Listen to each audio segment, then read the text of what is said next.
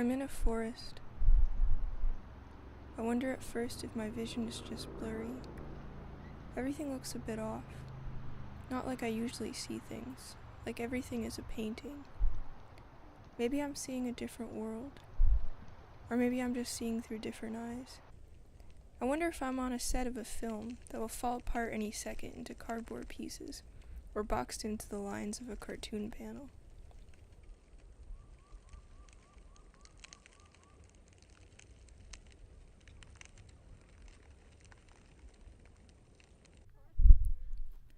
Then I notice there are 4 people around me.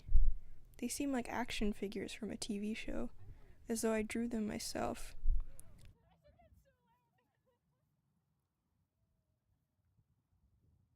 Their eyes, I notice, are like candy, diamond balls that sparkle in the sun, each a different flavor. Chocolate, blue raspberry, green apple, mint. Then I realize these are my friends. I know their names, but it's almost as though I made them up because they fit so perfectly with their faces.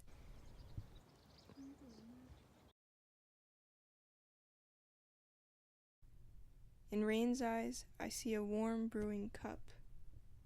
I see soft, quiet pain. I see the wet woods in an evening, the glow from dying embers.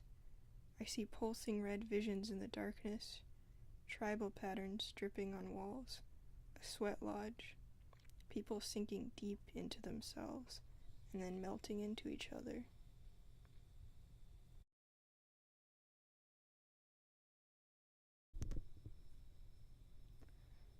In Julianne's, I see grass on fire, a dancer in the wind, fresh thoughts exploding, a collage of many people she could be, a mucky swamp where an orange alligator sleeps.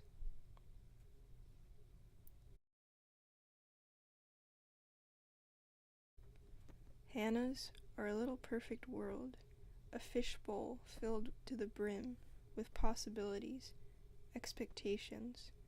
The breath before an adventure is mentioned, the mirror reflecting another mirror, a sticker, an outline, an idea of an eye, the piercing pain of a cool cup of pleasure.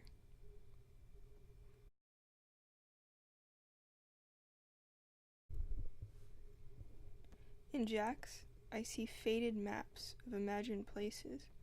I see slits to caves filled with secrets. I see a precocious child dreaming.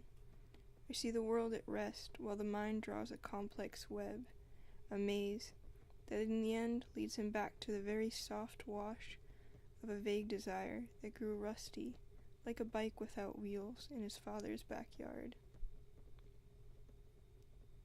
They are all walking together. Where am I?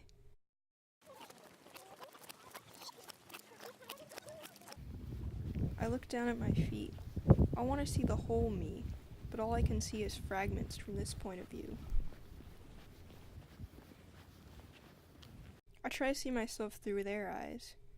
Maybe I can find myself without a mirror. This is my dream after all.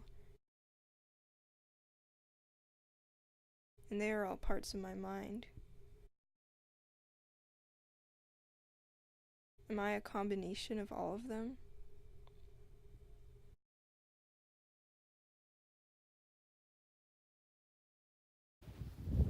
I walk off now.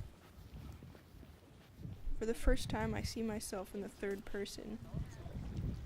I'm floating somewhere behind. The background fades. I'm in a hallway. There is emptiness around me, no detail to cling on to. What's inside the frame is the same as what's outside. My thoughts are moving past me, swirling in a white black hole. I am lost. There is nothing but here. But me and exit signs. Ways out, but no ways in. Then I find a window. Outside the window, I see him. I'm trying to get to him. I see him. The person who knows me the best in the world, especially in this world. Long ago he was mean to me, to show me he liked me. I told him that only worked on girls that didn't like themselves, and I didn't like myself.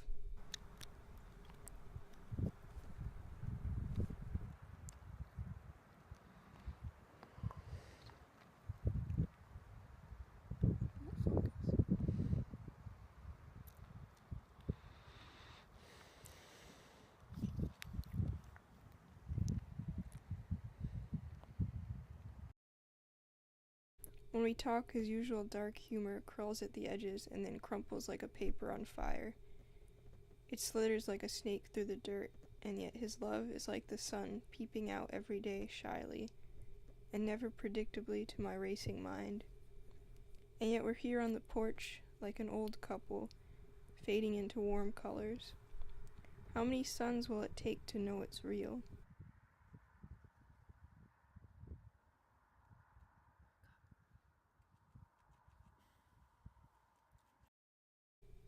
Or will I find myself retracing the words I wrote in my middle school journal about the boys I had crushes on?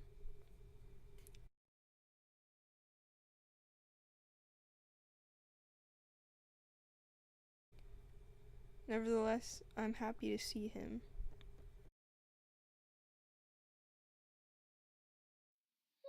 Bittersweet symphony starts playing softly in the distance.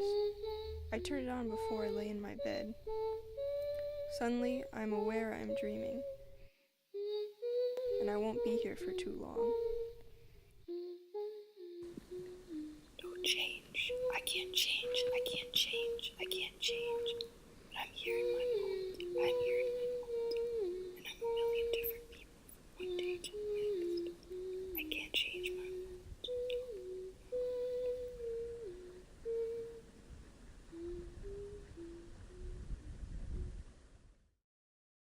Telling him this is hard.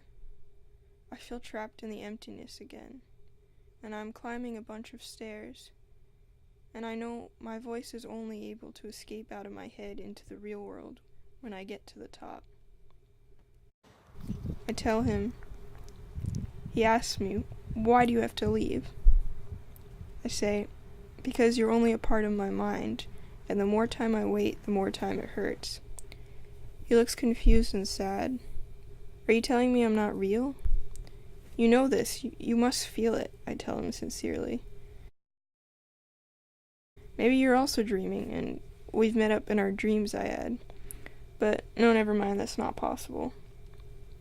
He tries to respond then, but it's just gibberish I can't understand. I scream, "It's not working anymore." I'm going in and out now of the emptiness. The simulation of him in my dream is malfunctioning. And suddenly, we're in a bus, headed towards the end of civilization. His eyes are blue construction paper holes punched out. They hang like ornaments on a dead tree. As we travel, it becomes more and more clear. I made him.